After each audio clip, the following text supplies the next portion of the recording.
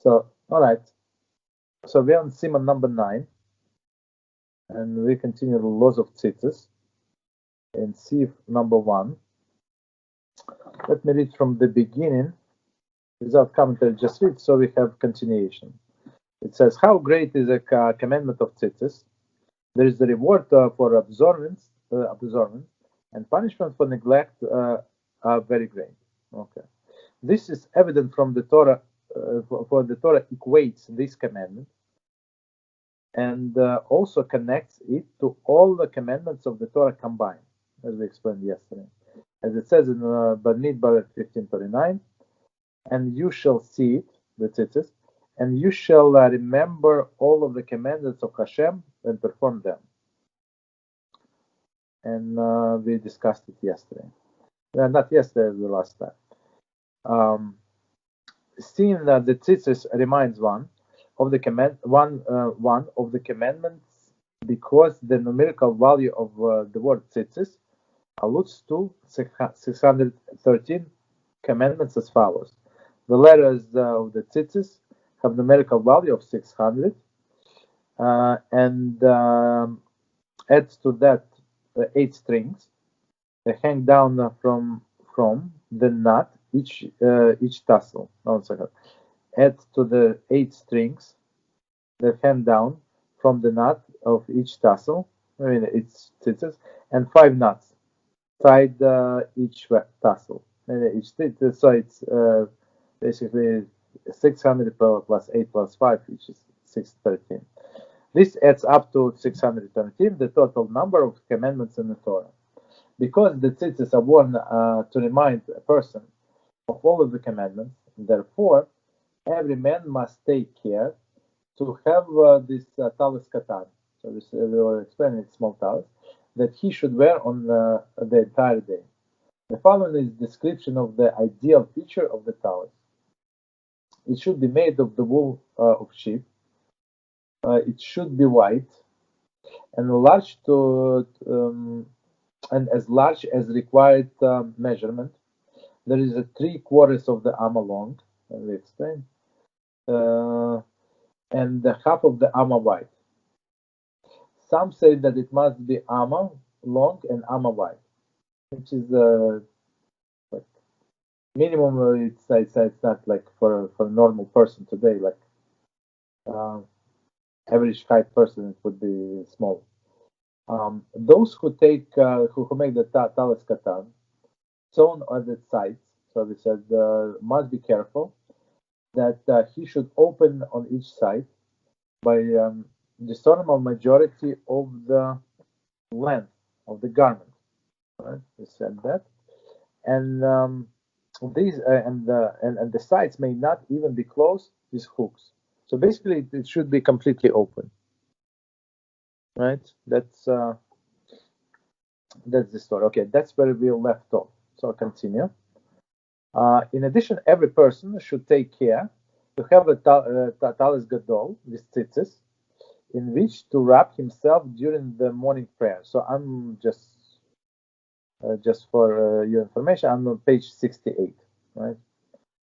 So commentary number 15. Literally, the large cloak or garment. This referred generally simply by talis. So basically, when we say talis, everybody think of this one, the big one. Okay, continue. One should endeavor to beautify the mitzvah of having beautiful tzitzis. Beautiful talis. Okay, that's we also spoke about a little last time. Indeed, this is also true with regard to all of the commandments. Commentary, such as sukkah, lulav, shofar, and sefer haTorah, meaning that it has to be beautiful. Person cannot be cheap. It's all other things. You can be a little cheap, but not with the mitzvahs. One must fulfill them in the most beautiful way possible. For it is written in the Torah, Shmos 15:2, "This is my God, and I will beautify him." And we interpret this homiletically in Shabbos 133b to mean beautiful yourself before him, in HaShem, in the fulfillment of all of the commandments. And when you stand in front of the HaShem, it should be the best quality that you can afford. So of course, if a person is poor and he does not have money, so nobody expects him to spend a lot of money on these mitzvahs because simply he needs to feed his family. That's understandable. But if person normal means, so he expected to spend a little more.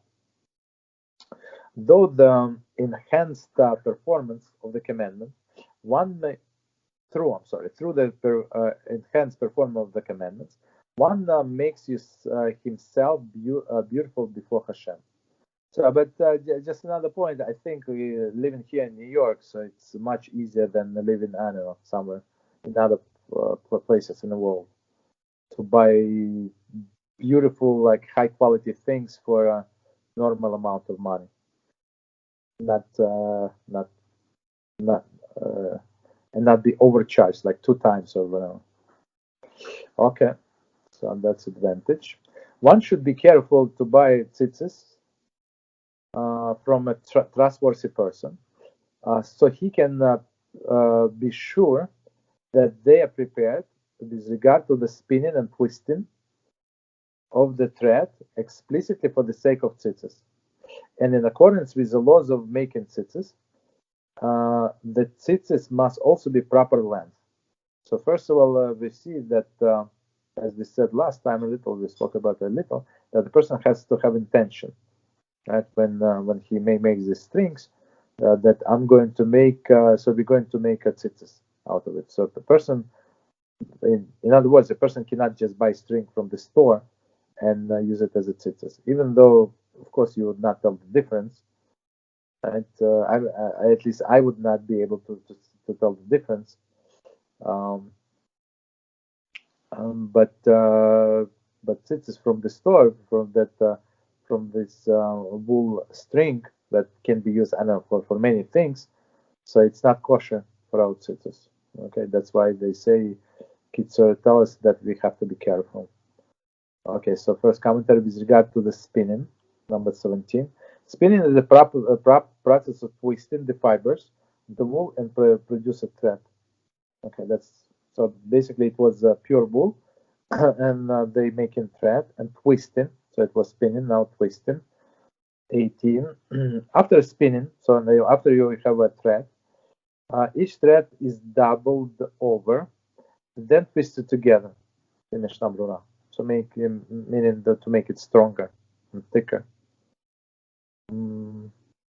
So, and twisting of the thread explicitly for the sake of tzitzis, number 19.